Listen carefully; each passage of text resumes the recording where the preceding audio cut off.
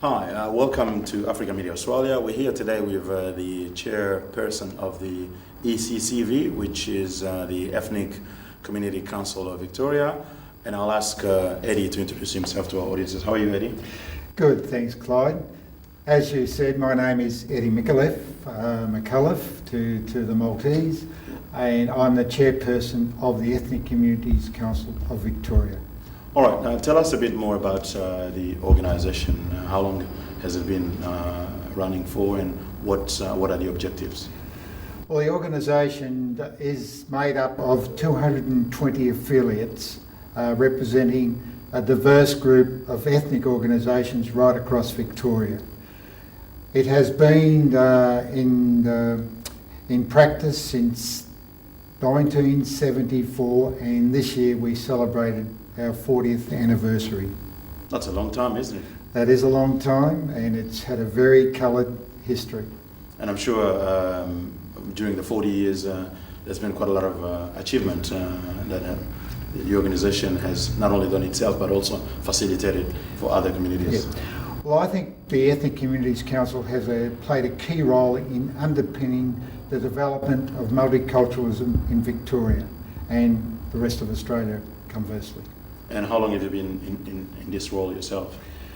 I've been chairperson for just over 12 months, and I was deputy chair for about 5 years before that. So, and on the executive for a number of years before that. So, around about 12 to 14 years. 13. Oh, that's good. Now, for many of our audiences out there who may just want to know, in short, what does ACCV can do for them in terms of the community groups, or what they can expect to get if they need to communicate with ECCV? Well, I'll handle it this way, Clyde.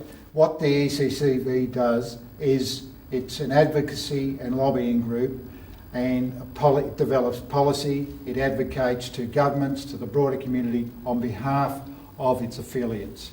So they benefit from that activity of the ECCV. So we will talk to governments about issues in relation to aged care, health, education, employment, a whole range of issues, and out of that comes some broadening of the government's approach to how it relates to the communities out there in the multicultural communities. And can you tell us something about the engagement of African communities broadly with ECCV? How has that been? Well, it's been good, and as we're aware, the African communities are not a homogenous group. They are a very diverse group. Absolutely. And the same as we can say with, say, Latin America, where there is 40 odd countries. There are many countries in Africa, and each one has its own, or many different cultures and many different languages and so on. Mm-hmm. It's quite diverse. How do we represent that? They come to us and they're active in our policy committees. We have a new and emerging communities committee. We have various committees like health, aged care, and they can participate in those committees.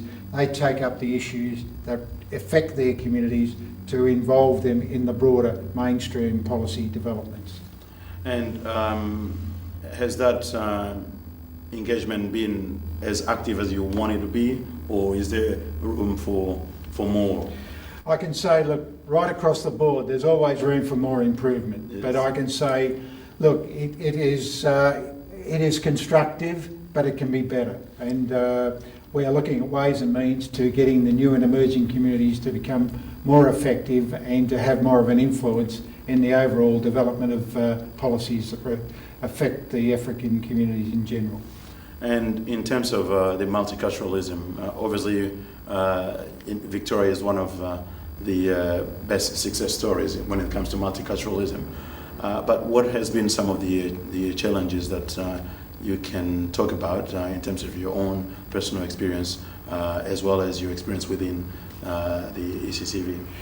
Well, I can see the advent of racism and the way it's raised its ugly head in the recent past, especially to certain sections of the community. I mean, if you have a look at the Scanlon report and Professor Marcus's contribution, it shows that 85% of the community support multiculturalism. I think that's good in that sense, that that research shows that there is strong support for multiculturalism, but I don't think it shows the fact that there are elements of racism, and that element is becoming more pronounced and more aggressive, and I think that is a real challenge that we have. And communities such as African communities that are relatively new to Australia tend to have different sort of issues compared to more established communities that have been here for many generations. What can you say about what are some of the best way to address the issues that are particular to the new and emerging communities and African communities in general? Well, look, there's a number of approaches to that question. Look, I think settlement, especially if you've had a refugee and unsettled background, is extremely difficult in some ways, in the sense that you need a lot of resources to help the integration of the African communities that come from that. Some of them have come from that troubled community and have not had the access to education, training, a settled lifestyle, and so to get into a settled way of style, settled way of life, become part of mainstream Australia, is not, you don't just fall into it, you have to be helped and encouraged. And I think governments have a responsibility to provide organisational support for the African community and other communities to achieve that end. Other issues are employment. You cannot be fully comfortable in a community unless you're able to care for yourself and not relying on handouts and welfare to survive on a day-to-day basis. You need proper education for your schools. Every community wants to see their children do better than what they did. Employment, you want to see those that do have those skills and have the potential to really benefit and really have an input into Australian society by utilising those skills. They want to be able to have those skills recognised and to be used. So I think there's some of the key issues. And do you think that the level of support that the government provides to new and emerging communities is sufficient and adequate in the context of the issues, the degree and extent of the issues that these communities are facing? In a short word, no, but I can say that there is some support there, but you can always do better. And I think some of the news that's happening today with the ministerial reshuffle and the cutting of grants to various organisations, I think that is going to have an impact.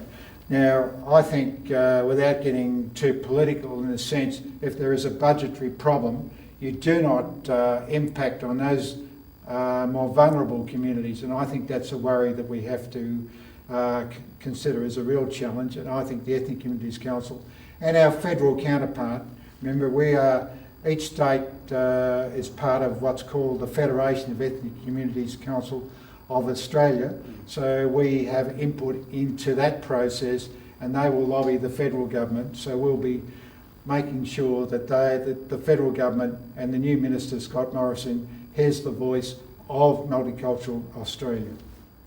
Without getting too political, do you think that with what we've seen with Scott Morrison doing in immigration and coming into social services that may potentially affect communities, what are your hopes and fears, if you can express them? Well, I hope there's some thought given into behind the rhetoric. The rhetoric is saying that we want people to work. We all want people to work. We all want people off welfare. But the transition from welfare to work or welfare to education doesn't just happen. It has to be supported and encouraged.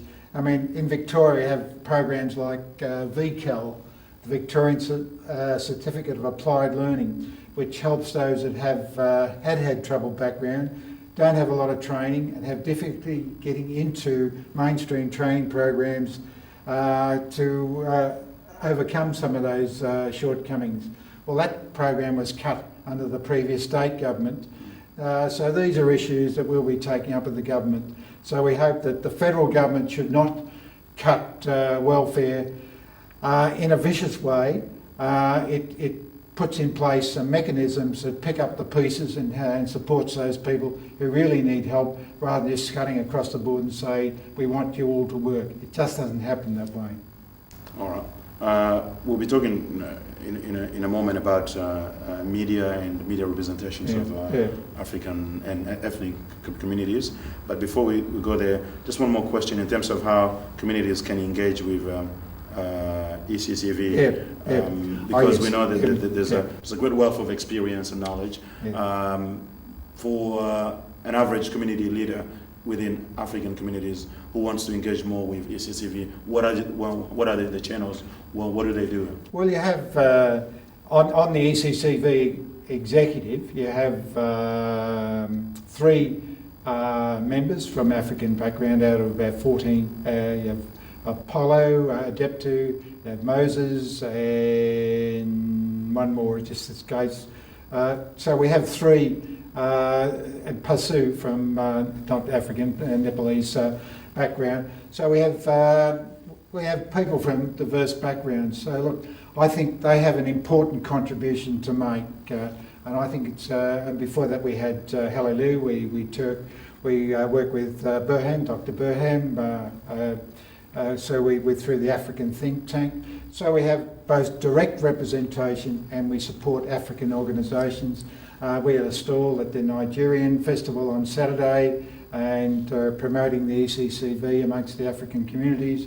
And we want to bring the African communities into the fold to make them an effective part of the ECCV so they can become very influential and make sure that the policies that we develop, the representations we do on their behalf are truly representative and truly represent the policy aspirations of the African communities. And how do you kind of make sure that that's happened? Because having a representative or an African representative, 1 or 2, in the board, while it's something that is encouraging, does not necessarily mean that there will always be sufficient or I suppose there will always be sufficient representation. Is there a direct way to engage with you, or it has to go through the representative?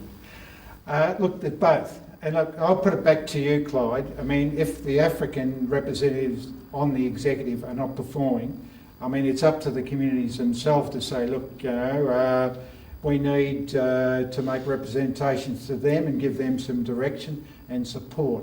So I think it's a bit of both ways. I mean, we have a way of every 2 years we have an election and you present yourself for re-election, and how you've performed over that period impacts the way on the broader support. So you have your general support from your own communities, from your African communities, and you have the broader support from the broader community, and out of that you become, I think it's an amalgam of 2 positions that brings about, I think, an outcome that is quite effective. All right, no problem. Thank you for that. Now we'll talk about the media and the representations of African or ethnic communities in mainstream media. What's your view, what's your read into how communities in general, ethnic communities, are being represented by mainstream media? Well, I think there's been, in the past, it's been just atrocious, it's been disgusting. And I think African communities and many new and emerging communities are often at the mercy of some journalists who want a quick story and a shock jock approach to demonising a community to get some sensational news. So I think it's up to the community, and I've spoken at African functions over the years, and I say you've got to become more sophisticated in the way you handle the media and not fall into the trap of responding to some of the baiting, if I can put it in those terms, the baiting that they use to get members of the community to make out statements that are seen as, by some people outside of the community, as outrageous. So I think the African community and the ECCV has helped to set up the media monitoring program, which is educating community leaders on how to respond to the media requests for interviews, and out of that, I think there'll be a more sophisticated approach. The Middle Eastern communities used to have what's called the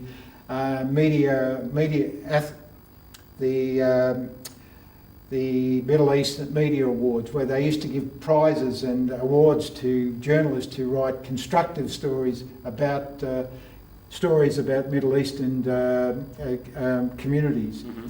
And I think the African community ought to look at the mainstream media, the way it reports, complain to the Press Council when they see misuse or abusing of their status, and on the other hand, you've got to bring your community up to speed in relation to the way they respond to those questions and the media requests for stories. And what do you think are some of the main causes that drive some section of the mainstream media to take that overly negative? I could say it's plain old-fashioned racism, ignorance, a whole range of it. Look, the whole range, and some of them do it purely to get a sensational response. You know, there's a whole range.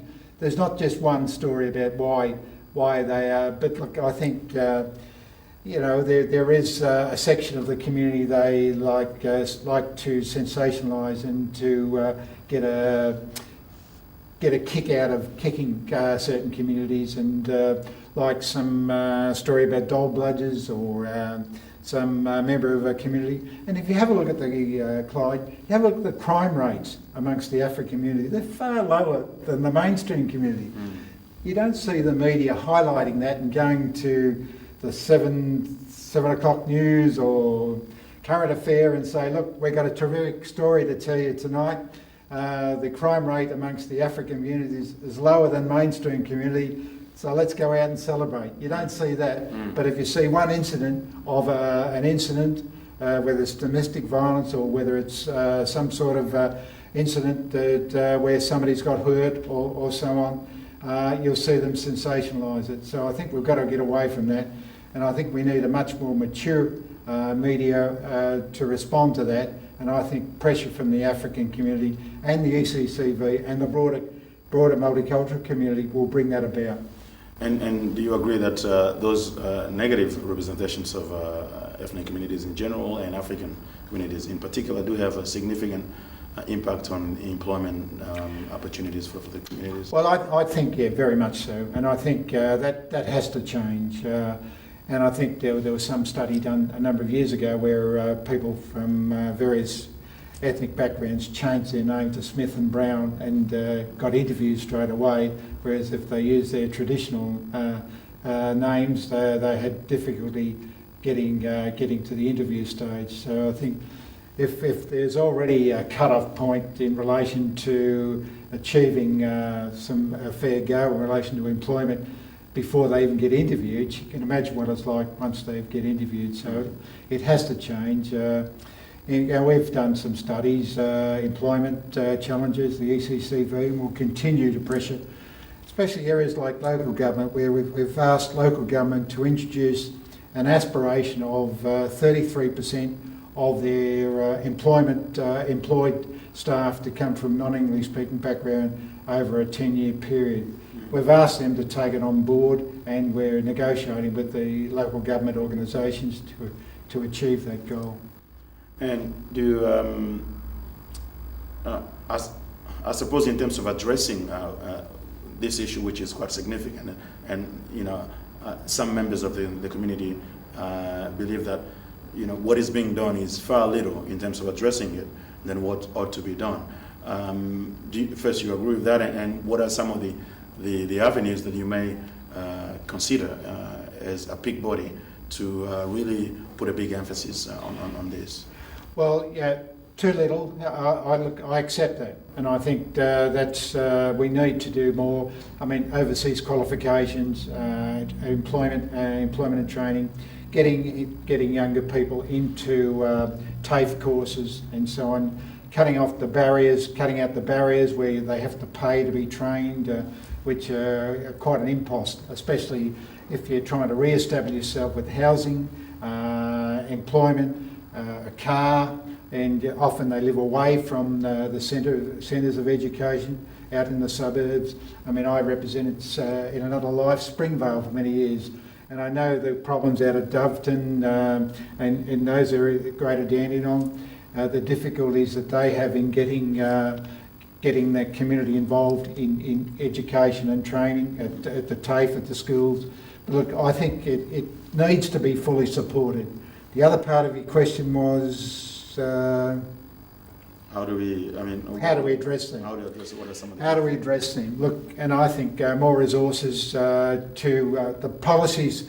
If you have an input into the policy deliberations, you have an impact and say, look, these are issues that are affecting our community. The ECCV will develop those policies. We will go to government. We will argue them out, and I think we will then relate that response to the African communities. And in the main, I think we will tend to get some results out of that. Staying in the media, there are things such as the visibility of African journalists and reporters into mainstream media. I'll start with, for instance, SBS, which has a wonderful program on community radios. But you know, in today's world where there's a lot of video, people watch videos, people watch TV more than they will listen to the radio. Why isn't there more sort of more visible sort of program where radio is good, but if you have a look at it, the people who actually listen to the radio every day, the number is limited. But those will be watching programs on TV or online. Why isn't SBS, for instance? I know you may not be the right person to ask that question, but why aren't they taking that leap to see more visible? Well, look, I mean, that's something I can take up. We have a representative from Victoria. One of our executive members is Senior Deputy Chair of FECA, Eugenia Grammatitatis from the Greek community, is on the SBS board or advisory boards, and we can ask that person to take up this issue.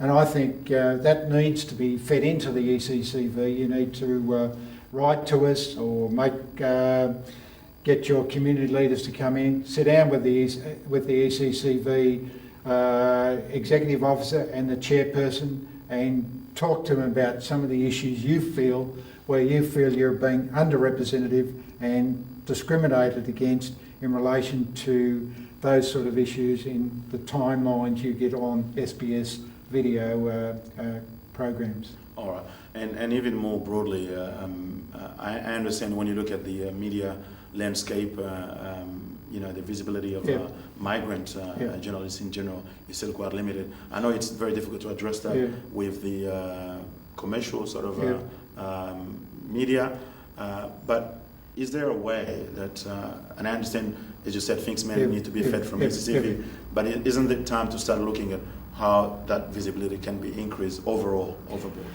Well, I think yes. The immediate answer is, but how do you correct that position, and how do you to get that change brought about? And look, I think more African community leaders getting involved in mainstream organisations, into politics, into community, become leaders of ECCV, the Multicultural Foundation, whole range of ACOS, VCOS, all those sort of. I think that the more you get involved in those organisations, the more influence you'll have. So I think that's one way. Apart from that, your direct representation. There's no reason why you should not, as a combined group, as a peak group, African organisations should lobby directly to SBS and to the Minister, the responsible, Malcolm Turnbull, to talk to them directly, get them to understand the fact that you feel very strongly about the lack of representation for SBS resources in relating to your communities. So there's a number of ways of doing it. Letters to the editor and so on. All right. We're getting close to the end of the interviews. With your experience in the multicultural sector, so to speak, with the challenges that are happening right now in terms of both the issues such as employment and media representation, and even I would say extremist views within some section of the migrant communities. Do you feel like there are more challenges ahead, or is it the multiculturalism will thrive as it always has? No, multiculturalism will only thrive if it's supported by the multicultural communities and the broader community. There's always going to be obstacles, and there's always going to be challenges like the Pauline Hanson era, the current era in relation to the terrorism, the racial stereotyping that was taking place with the police, and I think we've got on top of that. I think the police have revised their approach given the court actions that were taken by some young African activists, and I think that's brought about change. And I must say that I am extremely impressed. I sit on the Human Rights Committee, the Chief Commissioner's Human Rights Committee, the Multicultural Committee Advisory Group with Inspector Susan, and I think they've come a long way. But you don't stop at that. Because they're moving doesn't mean to say you've won. You've got to keep it up. And with the police, they need to get that right through to the ranks at all levels, to governments, bureaucrats. Bureaucrats need to be representative of the broader community. Politics need to be representatives of the broader community. How many African members of Parliament do you have? I know you have an African member of Slater and Gordon, who was quite articulate on Saturday at the Nigerian festival. But look, this seat needs to be commonplace, not issues where they stand out. All right, maybe one quick word about some of the development between the police and African Australian communities. I've taken part in some of the community consultations with Inspector Andrew Crisp and the whole a number of other police. Look, and I sit on the Multicultural Foundation, Multicultural Council. We had a meeting. Our last meeting was up at Bendigo, where the whole group went up there over the Bendigo Mosque issue, where there was a reaction by certain sections of the community, mostly not locals, against the setting up of a mosque for people to worship and so on. So I think the police are doing some commendable work. I think they've picked up from some of the lessons of the racial stereotyping, and I've seen some of their new material where they're teaching their advice and their manuals for new recruits, and I think they're picking up on all the issues, the criticisms they had. But look, they've got a way to go, but look, I think it's being driven from the top down, and I'm very appreciative of that, and the ECCCV has been part of that process to bring about the change and support the police and bring about this change in attitude. All right, to finish, I want you to look at the camera and say a message to the average African person out there who may want to hear from such an experienced person like you, something that you can leave to them about life in Australia, the hopes and everything. Look, what I'd like to say, Clyde, is the African community is such a diverse community. It brings such a range of culture, colour, enthusiasm, commitment, support, and a whole range of those sort of issues to the broader Australian community. And I think it enriches multiculturalism, and I think it's just wonderful. So look, go for it. All right, Eddie Michallef, thanks very much for your time to Africa Media Australia. Yeah. We hope we have more opportunities to even have I'd love other to, interviews. and thank you. Your questions were quite good. All right, until next time, keep watching Africa Media Australia. Thank you. Thank you.